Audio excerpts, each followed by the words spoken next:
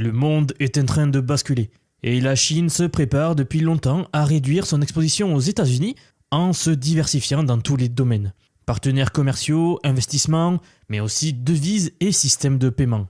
En fait, dès la première guerre commerciale de Donald Trump, ça a déclenché une véritable frénésie dans la mondialisation parmi les entreprises chinoises. Plus de 80% d'entre elles ont déjà mis en place des plans d'expansion internationale. Bonjour à tous, c'est Kujin qui le dit, une professeure diplômée de Harvard et qui enseigne à la London School of Economics. C'est l'une des meilleures expertes de l'économie chinoise au monde.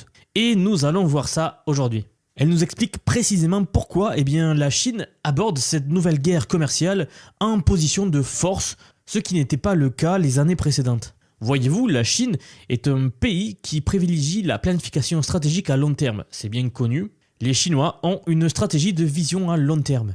Et quand Donald Trump a lancé sa première guerre commerciale contre la Chine en 2018, les Chinois en ont tiré une leçon très importante. Ne jamais trop dépendre d'un seul partenaire commercial. Ces 7 dernières années, la Chine a développé stratégiquement les industries clés qui domineront l'avenir de notre monde. Et la professeure Jin nous explique comment cela a vraiment transformé l'économie mondiale.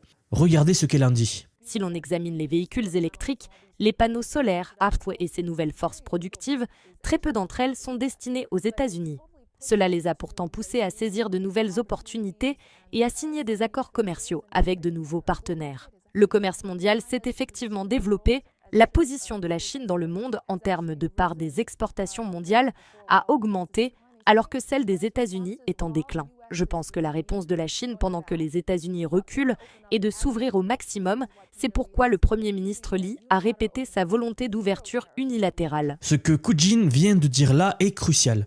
Toutes ces nouvelles industries où la Chine est leader, donc véhicules électriques, panneaux solaires, trains à grande vitesse, etc., très peu de ces produits vont aux États-Unis. D'ailleurs, si vous êtes déjà allé aux États-Unis, il suffit de regarder autour de vous quand vous êtes là-bas. Vous ne verrez pas une seule voiture électrique chinoise. Mais dans des pays comme la Thaïlande, l'Australie ou même le Brésil, les constructeurs automobiles chinois dominent complètement le marché.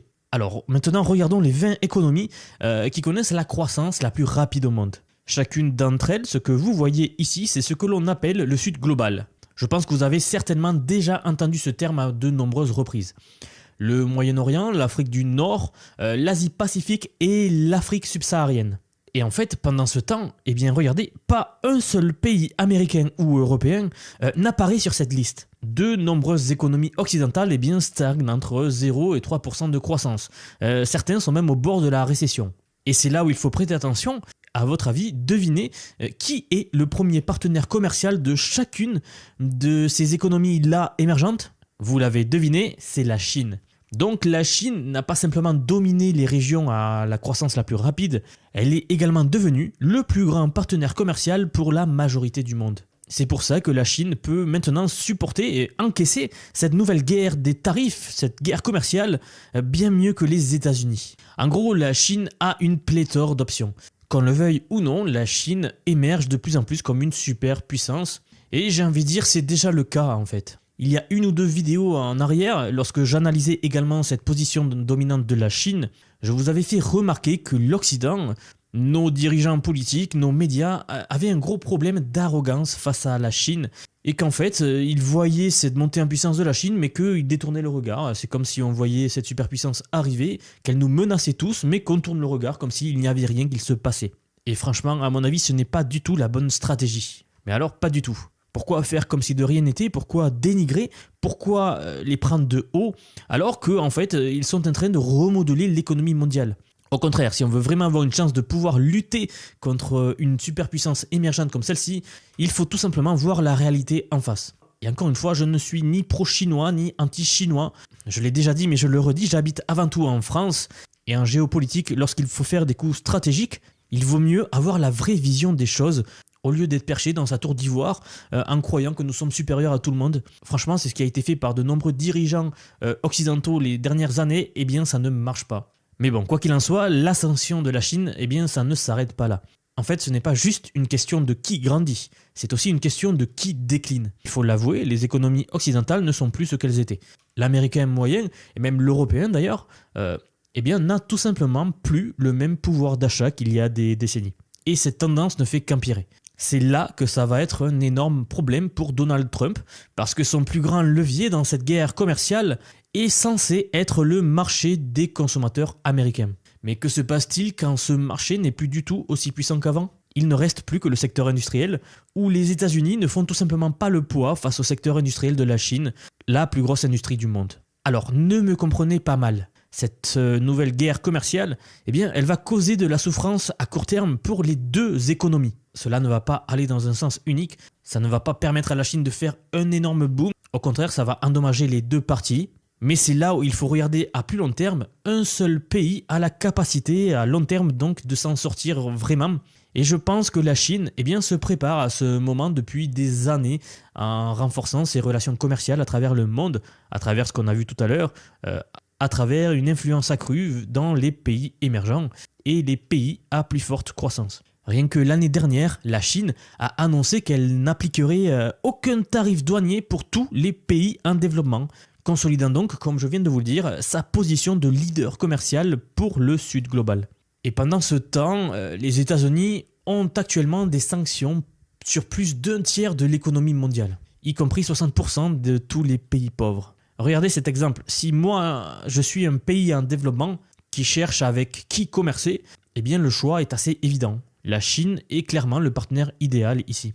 Bon, vous l'aurez compris, mais aujourd'hui, je vous propose de décortiquer la dernière offensive de Donald Trump dans sa nouvelle guerre commerciale ici, et pas seulement contre la Chine, mais il est parti pour une guerre commerciale contre le monde entier. Vous allez voir, c'est une étude de cas fascinante. Mais d'abord, examinons le paysage politique actuel. Pendant que la Chine construisait des ponts et sécurisait des accords commerciaux, pour Trump, eh bien, il faisait exactement l'inverse en taxant ses alliés les plus proches. Par exemple, sous son administration, chaque pays ou chaque région qui a un excédent commercial avec les États-Unis est maintenant une cible. C'est la politique qu'il a décidé de mener, et donc le message est assez clair. Si votre pays vend plus de biens aux États-Unis que les États-Unis ne vous en vendent, eh bien vous avez deux options. Soit délocaliser vos industries aux États-Unis, soit faire face à des tarifs douaniers. Alors après voilà, c'est une stratégie comme une autre, mais ce que je veux vous faire remarquer, c'est que personne ici ne peut prédire le prochain coup de Trump. Même le Canada, qui est l'allié et le voisin le plus proche des États-Unis, s'est vu imposer des tarifs de 25% avant que Trump, bien sûr, ne voit le marché boursier s'effondrer et n'annonce rapidement une pause de 30 jours pour donner au Canada le temps de négocier.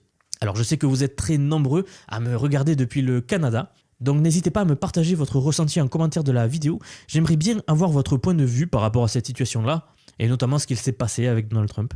En gros, ce que Donald Trump fera avec le reste du monde reste à voir, mais une chose est sûre, les autres pays n'attendent pas de le découvrir. Toutes les grandes économies se précipitent pour se diversifier. En fait, on ne devrait pas sous-estimer le degré et la rapidité de la fragmentation qui est en train de se produire dans le monde, la multipolarité et la montée des blocs économiques différents. On le voit déjà dans les données, que ce soit dans les investissements, dans le commerce, avec des blocs non alignés et leur interaction entre eux d'ailleurs. Si vous faites le tour du monde et que vous demandez aux pays comme le Brésil par exemple, ou les pays asiatiques, ce qu'ils en pensent, ils disent tous la même chose. En gros, ils disent quelque chose comme « diversifiez, ne soyez pas à la merci du dollar et du système financier américain ». Oui, ils se disent entre eux « ne soyez pas à la merci du système financier américain ». Et c'est la leçon clé que le monde tire de ces nouveaux tarifs douaniers. D'ailleurs, cette semaine, un fait très intéressant a eu lieu en Europe. Si vous êtes européen, écoutez ça. Cette semaine, Ursula von der Leyen, présidente de la Commission européenne que vous connaissez tous, a envoyé un message très clair concernant la Chine. Je cite « Nous continuerons à réduire les risques pour nos économies, mais il y a de la place pour dialoguer et trouver des accords qui pourraient même développer nos liens commerciaux et d'investissement. Et ça pourrait avoir du sens pour l'Europe. » Pour être honnête, c'est une déclaration assez audacieuse de la part de l'Europe, qui pendant des années était à la merci du gouvernement américain, vous le savez tous, et suivait aveuglément toute politique présentée par le président américain. En fait, c'était limite comme si l'Europe était sous la tutelle des États-Unis, à tel point cela était flagrant. Je le répète, j'ai parlé d'arrogance dans une de mes vidéos précédentes, et j'accueille donc enfin ce développement avec beaucoup d'intérêt. Maintenant, à voir comment ça se concrétise, à voir comment tout cela se concrétise, à voir si la bureaucratie européenne reprend le dessus et va finalement bloquer tout ça. Ça, seul l'avenir nous le dira, mais bon, à un moment donné, ça ne va pas passer et il va bien falloir trouver une solution. D'ailleurs, une fois de plus, Trump a menacé de taxer l'Union européenne, ce qui expliquerait exactement pourquoi on voit maintenant ce pivot de l'UE vers la Chine et ce changement de ton pour redevenir ouvert à l'expansion du commerce. Fait intéressant, un nombre croissant de pays, y compris des alliés américains de longue date, se précipitent maintenant pour conclure des accords commerciaux indépendants. Et regardez comme le suggère cet article du New York Times, une réponse aux tarifs de Trump est un commerce qui exclurait les États-Unis. Rien que ces 2 derniers mois, l'Union européenne a finalisé 3 nouveaux accords commerciaux, dont l'un était un accord massif avec 4 pays d'Amérique du Sud pour donc créer des plus grandes zones commerciales au monde, ce qui relierait donc des marchés de plus de 850 millions de personnes d'une part et de l'autre. C'est donc là que ça devient vraiment intéressant, avec l'UE qui maintenant suit un petit peu les traces des BRICS, et qui cherche activement des alternatives au système économique dirigé par les États-Unis, eh bien l'économie mondiale est vraiment en pleine mutation. Et vous l'aurez donc compris, le monde s'oriente de plus en plus vers un réseau commercial décentralisé qui ne tournerait plus autour de Washington. Oui, pendant que les États-Unis trébuchent et que l'Union européenne cherche désespérément maintenant une bouée de sauvetage économique, l'Asie s'est fermement établie comme le centre de croissance économique mondiale, avec la Chine bien sûr en tête, à la barre, en tant que superpuissance économique incontestée. Regardez ce chiffre, la Chine représente plus de 30% de la production manufacturière mondiale totale. C'est juste énorme qu'un seul pays puisse représenter ça. Et ce n'est pas tout, la Chine elle a complètement dépassé le reste du monde dans la production de véhicules électriques par exemple, notamment les véhicules autonomes, dans la production de batteries, de panneaux solaires, etc. En fait, ils ont fait cela à une échelle et à un coût auquel aucun pays occidental ne peut rivaliser aujourd'hui. Et ça a du sens en fait, regardez, le bloc économique qui connaît la croissance la plus rapide dans le commerce de ces biens, c'est l'Asie. Donc les puissances économiques d'Asie du Sud-Est. Le Vietnam, la Thaïlande, l'Indonésie, la Malaisie, etc. Vous savez, c'est ce que l'on appelle des économies pivots. C'est des économies qui sont cruciales pour le succès futur de la Chine. Et il faut dire que les plus grands changements commerciaux sont visibles en Asie dès maintenant. Près de 60% du commerce asiatique se fait au sein même de la région. Et la moitié des corridors commerciaux à la croissance la plus rapide au monde s'y trouve. L'Asie, ça devient vraiment le bloc, la région la plus puissante au monde aujourd'hui. En 2023, les exportations de la Chine vers les nations asiatiques ont dépassé celles des États-Unis, avec la majorité de ces pays qui sont soit déjà dans les BRICS, soit sur le point de les rejoindre. Et ces relations commerciales ne vont faire que se renforcer. On a parlé de l'Asie du Sud-Est, mais ce n'est pas seulement eux. En fait, en regardant vers l'Ouest, eh bien, les nations du Golfe Persique, l'Arabie Saoudite, les Émirats Arabes Unis et d'autres, en fait, ont aussi commencé à privilégier des relations avec la Chine et avec l'Inde. Mais pourquoi ce revirement des pays du Golfe maintenant ? Eh bien, tout simplement pour l'énergie. L'Asie représente maintenant plus de 70% des exportations totales de pétrole et de gaz du Golfe. Vous avez vu à quel point c'est énorme. 70% du marché de pétrole et du gaz pour les pays du Golfe, eh bien en fait c'est l'Asie et le bloc asiatique. Et en fait c'est là que ça devient assez intéressant. En fait ce commerce énergétique là, combiné bien sûr à la position stratégique de la Chine dans la région grâce à la nouvelle route de la soie, eh bien a fait du Moyen-Orient l'un des plus grands bénéficiaires de ce nouvel ordre mondial économique. Tout le monde, le paysage mondial même change rapidement. Et avec un Donald Trump assez imprévisible à la tête des États-Unis pour les 4 prochaines années, on ne peut honnêtement pas prédire tous les changements que notre économie mondiale va connaître sous peu. Mais en tout cas, moi, je me devais vraiment de vous faire cette vidéo pour que vous puissiez être informés au mieux de ce qu'il se passe, des changements majeurs que vont connaître nos économies. Et j'espère qu'une seule chose, c'est que cette vidéo ait pu vous apporter le plus de valeur possible. C'est mon but avec cette chaîne, c'est de vous maintenir informé de tout ce qu'il se passe, avec des données claires, et comme je le dis tout le temps, je le répète, je ne suis ni pro-chinois ni anti-chinois. Mon point de vue, c'est tout simplement le pragmatisme. J'habite pas en Chine, j'habite pas aux États-Unis, j'habite en France, donc il faut être pragmatique si l'on ne veut pas se retrouver comme étant l'un des pays à la dernière place dans 10 à 20 ans d'ici aujourd'hui.